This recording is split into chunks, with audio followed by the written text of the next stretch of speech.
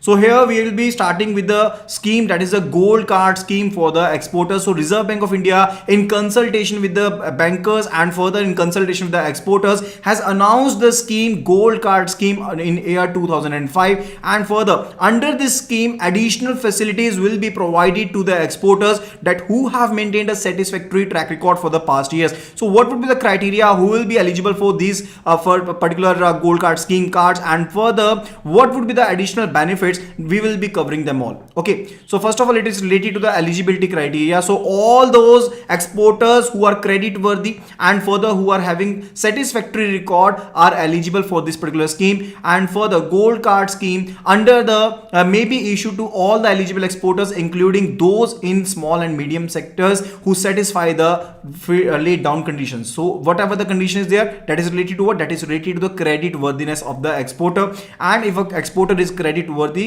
in that case he or she will be eligible under this particular scheme. And further, what is the criteria? It is related to that the exporter should not be blacklisted. Exporter should not be blacklisted by the ECGC quotient list. So under the ECGC quotient list, the exporter should not be listed, and further they should not be having any kind of overdue bills in excess of 10% of the previous year's turnover. So whatever was the turnover for the last year, the overdue bills should not be exceeding 10% of the previous year turnover. So let us suppose the case that a person A is an exporter and his turnover for the last year was 200 crore. In case he is having unpaid bills or overdue bills amounting 30 crore, he will not be eligible under this particular scheme. Is that clear?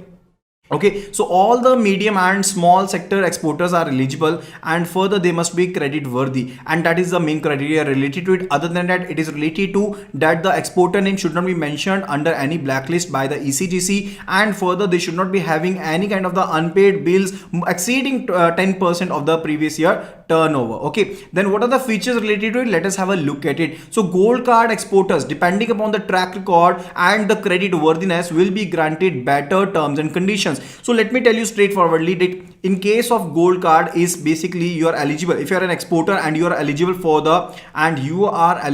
the gold card scheme. In that case, you will be offered easy term loans. You will be offered the term loans at the lower interest rate, and further if there is any penalty related to any of the options available under the trade, and in that case you will be charged lower penalties and lower rates. Okay, so that is the main benefit straightforwardly which is available to the gold card scheme holders. So that is already told over here that simpler norms for processing will be available, and further if there are any charges are to be levied, lesser charges would be levied, and further if there is any fees to be charged, lesser fee will be charged to the exporters under the gold card scheme. And sanction and renewal of the limit under this scheme will be based upon a simplified procedure. So if you're an exporter and you have a running account facility, then it is very much difficult so as to renew that particular limit. But under the gold card scheme, the renewal process would be quite simpler,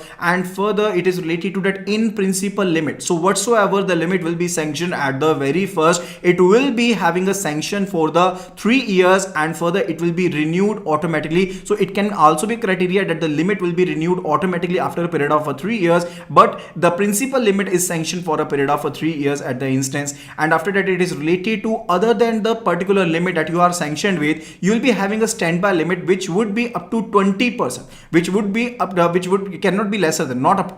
cannot be lesser than of the 20% of the assessed limit. So if the limit sanctioned to exporter E over here was amounting rupees 2 crore, in that particular case he or she will be sanctioned a standby limit of 20% of 2 crore, that is 40 lakh of the limit would be sanctioned minimally. That would be sanctioned minimally just for in case that you are having any kind of the urgent orders. If you have any kind of the urgent orders, if you have any kind of the sudden orders, in that case, so as to process those orders, you will be requiring some other payments with you. You will be requiring some other credit with you. In that case, a standby limit which cannot be lesser than the 20% will be sanctioned along with the principal limit. And further, in case of unanticipated export orders, if there is any of the unanticipated export order, norms for inventory may be relaxed. So norms for inventory may be relaxed. Otherwise, then in the simple case, in the very normal cases of the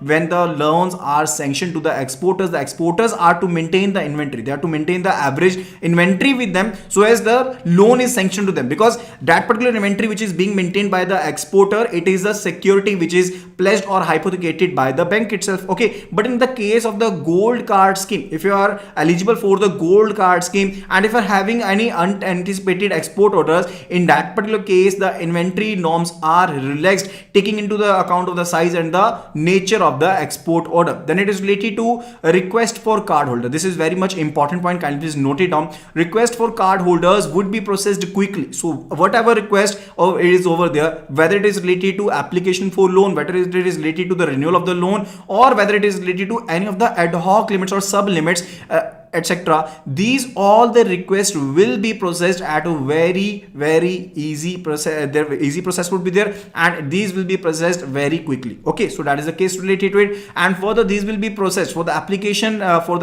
request. The request would be processed within a period of 25 days. For the renewal, it will be processed in 15 days, and for any of the ad hoc limits, the request will be processed within a period of 7 days. Okay, so that is the criteria related to it, and you must be noting it down.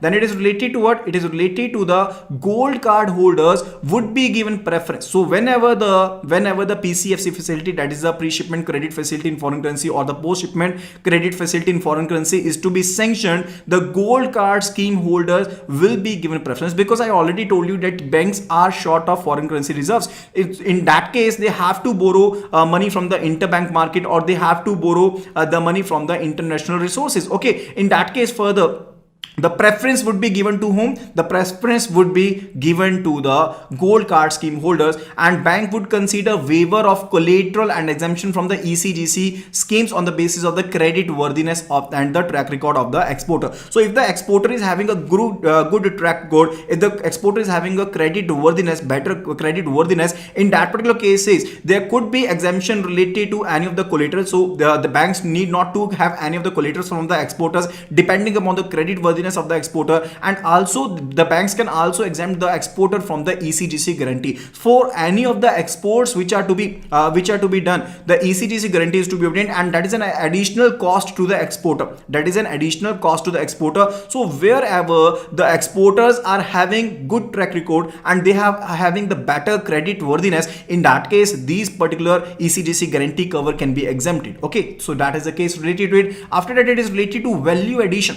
Now, along with the standby limit, you are getting a particular principal limit which is sanctioned to you for the period of 3 years. You are getting a standby limit for particular period. You are getting standby limit which cannot be lesser than that of the 20%, and other than that, you are getting many benefits that is related to quicker processing of the applications, and the easier norms over there. Lesser charges will be levied. You'll also be getting a value added to these card holder, that you will be getting the access to the international ATM, internet banking, international debit credit cards can be issued by the banks. Okay, and further, based upon the track record of the customer, based upon the track record of the exporter, and further depending upon that how their bills are timely realized, an international credit card can also be sanctioned. A foreign currency credit card can also be sanctioned to the exporter so as to meet their urgent payment obligations. Okay, that is basically related to it, and whatever the guidelines related to that, but whatever the PCFC requirements of the gold card holders, these would be met, giving them a priority over the non-export borrowers which are not having a gold card scheme, which are not eligible for the gold card scheme. The gold card scheme borrowers would be having a priority over the others. Okay, and further, banks will consider granting term loans in foreign currency in the deserving cases. So whatsoever the deposits are being maintained with the bank in the form of the FCNR deposits or resident foreign currency deposits, the term loans can be sanctioned to the gold card holders depending upon their eligibility and in the case of the deserving cases. Is that clear? So these are the benefits which are available to the exporters who are eligible under the gold card scheme. What was the eligibility criteria? First of all, the exporter must be having a must be having a better credit worthiness, and further they must be having a good track record, and moreover they should not be blacklisted by the ECGC, and they should not be having the bills overdue exceeding 10% of their preceding year turnover. Okay, that is related to that.